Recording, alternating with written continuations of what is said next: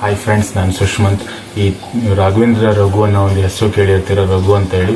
ವಿರಾಟ್ ಕೊಹ್ಲಿ ಅವರು ಒಂದು ಇಂಟರ್ವ್ಯೂ ಹೇಳ್ತಾರೆ ನೋಡಿ, ರಘು ಬೌಲಿಂಗ್. हम लोगों का फास्ट बॉलिंग खेलने का जो इम्प्रूवमेंट हुआ है उसमें मेजर कंट्रीब्यूशन रघु का है, तो उसका कंट्रीब्यूशन इज प्राइसलेस हम लोगों को.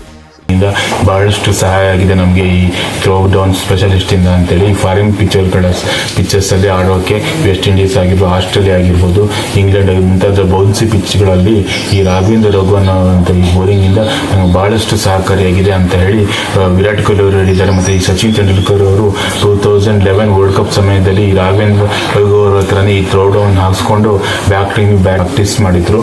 ಈ ರಾಘವೇಂದ್ರ ರಘುವಿಂದ ಈ 2024 ಅಲ್ಲಿ ವರ್ಲ್ಡ್ ಕಪ್ ಗೆದ್ರು.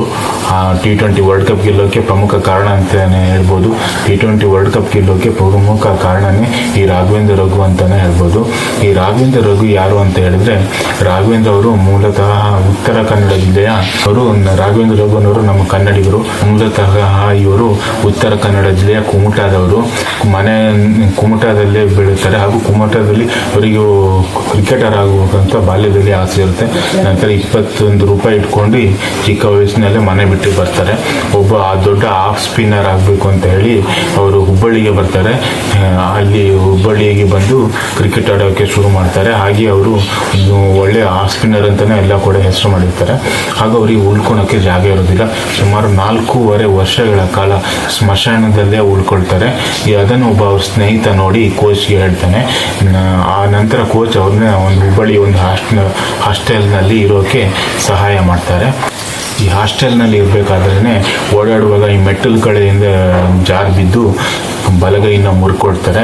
ನಂತರ ಅವರಿಗೆ ಈ ಕ್ರಿಕೆಟ್ ಆಡೋವಂಥ ಕನಸು ಕಮ್ಮರಿ ಹೋಗುತ್ತೆ. ಹೇಗಾದರೂ ಮಾಡಿ ಕ್ರಿಕೆಟ್ನಲ್ಲಿ ಸಾಧನೆ ಮಾಡಬೇಕಂತ ಈ ಥ್ರೋ ಬಾಲ್ನ ಸ್ಪೀಡಾಗಿ ಸಿಗ್ತಿರ್ತಾರೆ.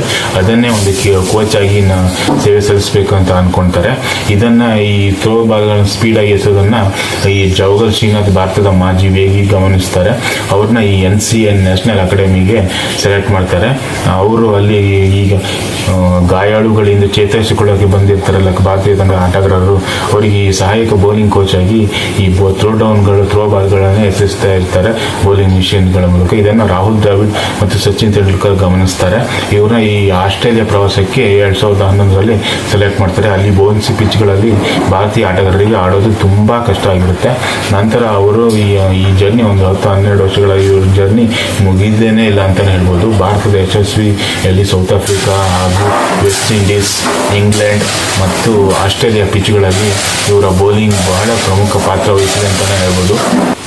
ಈ ಫಾರಿನ್ ಪಿಚ್ಗಳಲ್ಲಿ ಇವರ ಬೌಲಿಂಗಿಂದನೇ, ಈ ಥ್ರೋ ಡೌನ್ ಬೌಲಿಂಗಿಂದನೇ ಭಾಳಷ್ಟು ಬ್ಯಾಟ್ಸ್ಮನ್ಗಳು ಈ ಪಂದ್ಯವನ್ನು ಗೆದ್ದಿದ್ದಾರೆ ಅಂತಲೇ ಹೇಳ್ಬೋದು.